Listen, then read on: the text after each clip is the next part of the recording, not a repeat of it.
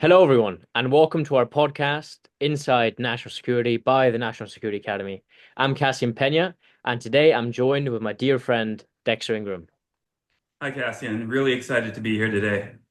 So Dexter is holding up his book, which I must say it's been a incredible success, and I'm very proud of him. It's the number one new books bestseller for espionage, and also the bestseller for espionage at the moment. I think number 13, if I'm not mistaken. And so it has many reviews. Many people have been speaking very highly of it from our circle and then outside as well. It's amazing how many people, I guess, heard about the launch and really want to get in touch with the spy archive and spy history. So, Dexter, how do you feel like at the moment with this new book launch and a couple weeks in? Yeah, I'm just ecstatic. I'm super excited about the book. Obviously, all the money goes to charity to get more young people into national security. But the book has really kind of hit a positive nerve with so many different people. Typically, I'm told you're very lucky and successful if you have 100 reviews in the first 60 days. Tomorrow, it'll be 2 weeks, and we are at 100 reviews with a 4.8 rating. People are liking the book. They're posting videos about the book. They're enjoying the story and the readability of the book.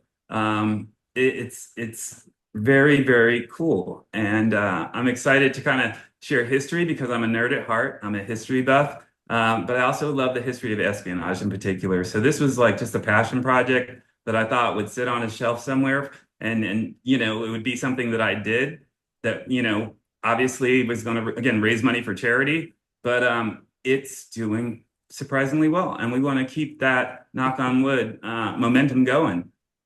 So, Dexter, I'd like to speak with you about human intelligence and I guess the history of intelligence and how it doesn't really change much. Let's just look back the last 3,000 years, perhaps, and maybe get into, reading some passages about your book and speak about some stories of how, intelligence got shaped and stayed the same within these many years. Yeah, at the heart of things, with all the technology we have nowadays, whether it's satellites or signals intelligence, the real piece that has been everlasting is the human piece to spying. We call it human intelligence. And if you can go back 5,000 years, at Mesopotamia, ancient Egypt, scribes that are actually, there are tablets out there that talk about, other villages and their vulnerabilities and their weaknesses, and folks that have seemingly boring jobs in the Middle Ages, like understanding how much grain or wheat or supplies there are within the township, made the best spies because they had access to information, and that information could change kingdoms, it could win wars, it could reshape boundaries. So watching that evolution kind of behind the scenes has been super special. Yeah, it's something that when I look at what I've done throughout my life on the human level and connecting with people around the world, whether it's a special envoy in Morocco or Italy or the United Kingdom, those personal connections matter with people. And that's something that many people can't be taught. Being vulnerable, connecting with people on that human level is super important, but it also allows you to have insight into information that others might not have. And I think you mentioned one very interesting point, which I think as well, uh, the way I looked at it when I read your book, it got highlighted a couple of times, being that, as you mentioned, many of the jobs that people had throughout history, maybe some of them were spies, maybe some of them just gathered intelligence for one specific project or mission or operation. But many of them had very, I guess, normal jobs, right? Some were fishermen, some were maybe shepherds, etc. And if one looks at the main religious text that we have in our world, right, or the main, I guess, philosophical books, many of them start exactly like this. I mean, with people who did great things, but they started off with very little, right? And I think your book highlights that as well, speaking about these different tribes, many hundreds and thousands of years ago, going to nowadays where we have, I guess, these huge institutions which are built up, and how nowadays everything is so formal. So that I th found very interesting from your read. Yeah, and something else that's really interesting, you know, intelligence or information without action is sometimes useless, right? You look back, even in the Bible, they talk about Moses sending people into a town to get information. You know, are the people good or bad? Literally, what kind of food do they have? What crops do they grow? Is this going to be a friendly environment for us? And you had people come back, some said, yeah, I think this would be a great environment for us. And some came back and said, I don't recommend going in. And what happened? That was intelligence that wasn't acted upon. And Moses ended up roaming the desert for 40 more years. Mhm. That's pretty crazy, right? I look at some of the gadgets we have nowadays, that human piece plays a role, whether you're taking pictures. You know, I have a KGB purse camera right here. This was actually used by the KGB to take pictures during the Cold War. This little thing right here, there's a camera on the other side of it, and you would just squeeze this little part right here. It looks very plain, very simple. It'd be under your arm, but it takes pictures, and that would be intelligence provided by humans. You also have this KGB cigarette case. This is from the KGB training facility in Kiev. And this little design logo right here on the other side of this is the camera. And what they would do is just push this button here and it would take pictures. So you had everyday items that looked like, you know, nothing special, but these humans were using them to gather intelligence. I mean, I think these gadgets are obviously very fascinating. I think many people obviously want to get their hands on them. So I think many people would love, of course, to see the setting you're at. Of course, in the background you can see the different spy gadgets, and I think it was in the previous episode where you showed something like from a tiger. Of course, I think it was tiger poop, right? And or of an animal, of a certain animal that nobody wanted to touch, but it was actually, I think, a microphone or a camera of some sort, and it's incredible how people use these ingenious ways to gather information for a specific cause, right? If you have, like you mentioned, from the KGB, or then you had the other side in Western Germany during the time, during, let's say, the Cold War, if it was East and West Germany, and both gather intelligence, but both for maybe different reasons, right? One for a certain reason, the other one for another one, even though there might be some overlap. So that I find very interesting. And then one thing I wanted to highlight too is the fact that you mentioned that one learns from history, etc. And there's this one quote which I got reminded of, which is, of course, sometimes one is ignorant if one steps in a puddle two times, but a smart person tries to look at other people and see why and how they stepped into the puddle so they don't in the first place, right? And then you can learn through observing other people. And I guess if one like in your book, right, if one looks at the history of espionage, intelligence, and wars, many of the mistakes made were repetitive, right? People could have learned from prior emperors and leaders, and but no, they didn't. And so it's very important and not trivial at all to look at what people did in the past, right? Yeah, I mean, there are so many people that were overlooked. The best spies are somebody you don't suspect, you don't think of. It's not a flashy James Bond. It's the slave, you know, during the Revolutionary War who, you know, spied on Benedict Arnold and helped out George Washington. You know, James Lafayette was his name.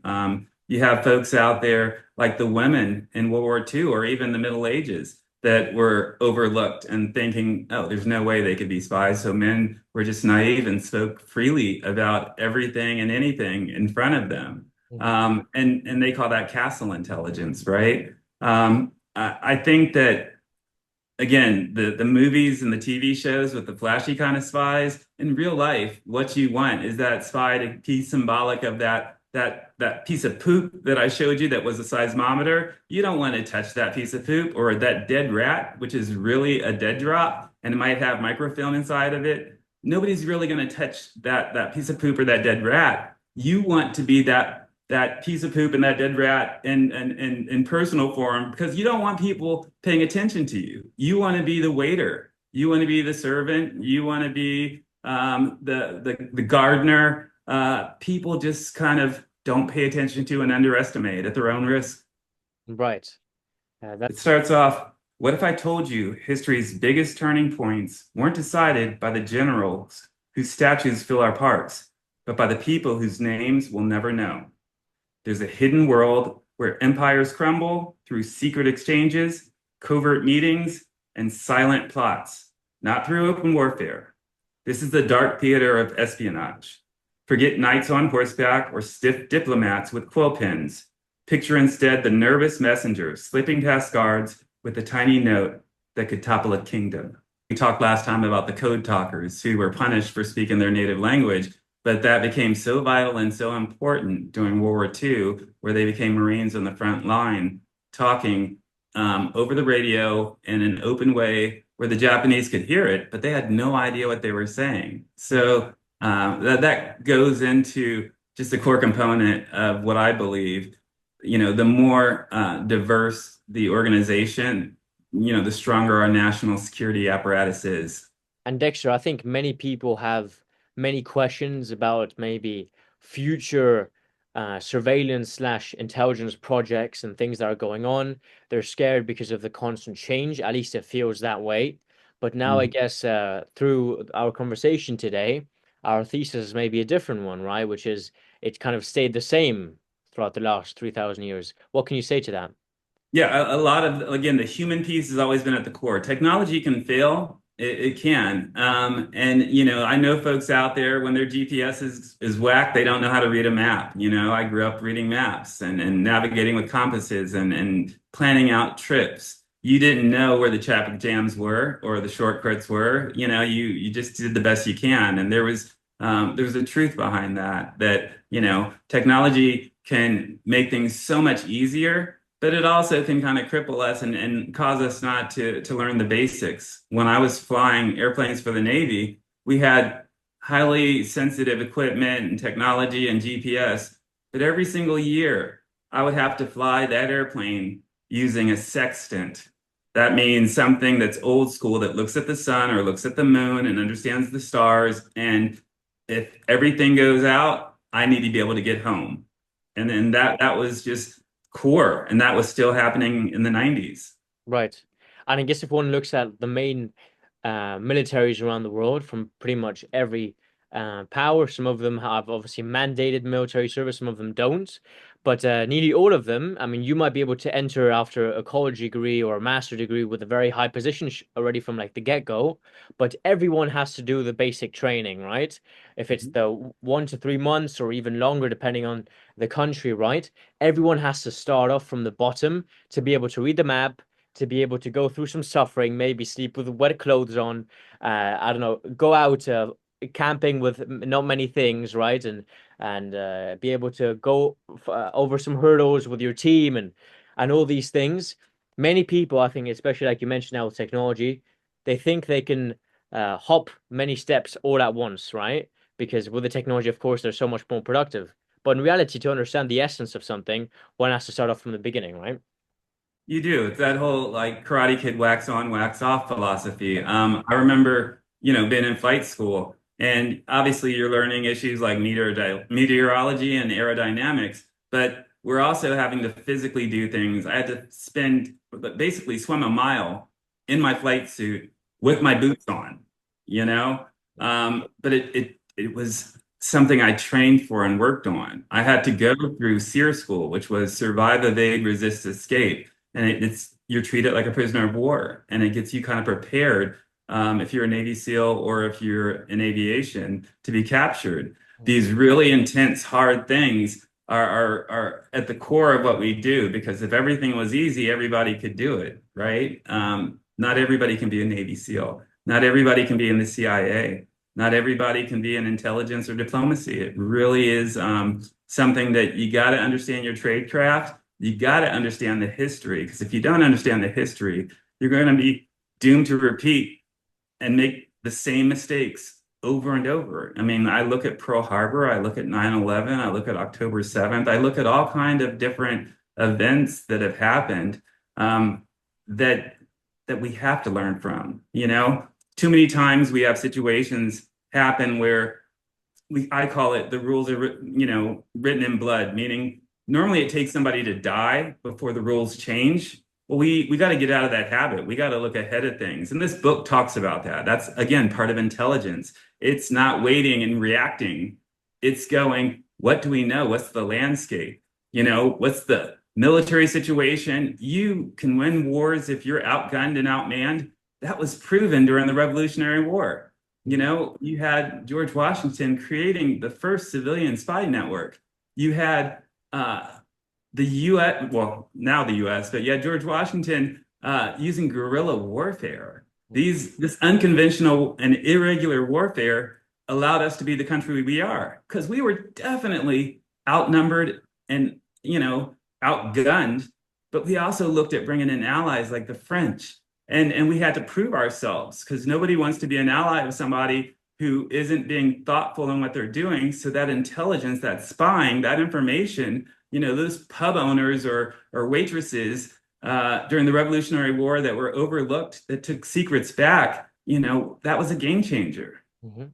I think something which also gets highlighted throughout the book, and which I think many people will also find very relevant, is we go back, I think, and the book goes back to like Mesopotamia and some other points in history, right? And then looks at nowadays. And then you see if it was, for example, the Dutch. So the Dutch maybe in 1600s or 1500s, then before, let's say, the Spanish, and then what came to be the United States after the Second World War. I guess growing further than the British, and getting more power and becoming the most powerful nation, and so on and so forth. Something which I found very interesting as well is that changing kind of world order, how everyone has kind of a time to shine, and Mhm. on top of that as well, you look at some nations. If we speak about a bit like rejuvenation and nations, I guess, growing and falling and growing again and falling again. Like if we look at Iraq, for example, right? I mean, I think it was 2003 when the Iraq war started pretty much, and the war against terror, right? And it lasted to, I think it was 2011. And of course, mainly for Saddam Hussein, right? Weapons of mass destruction. And now, one of a very interesting insight, which a colleague of mine, which has also served during that time, and he told me recently, who now works on infrastructure development projects, he mentioned to me that Iraq now is building a very huge, I think it's $17 billion infrastructure project. They try to basically be an alternative to the The Swiss Canal?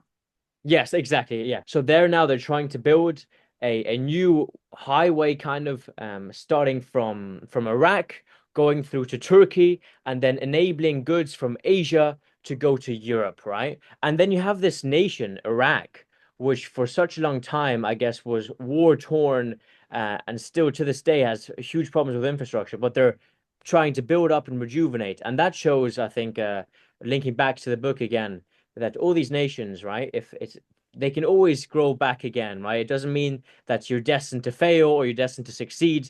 You always must gather intelligence and stay, I guess, on survival mode. If not, the world order changes, right?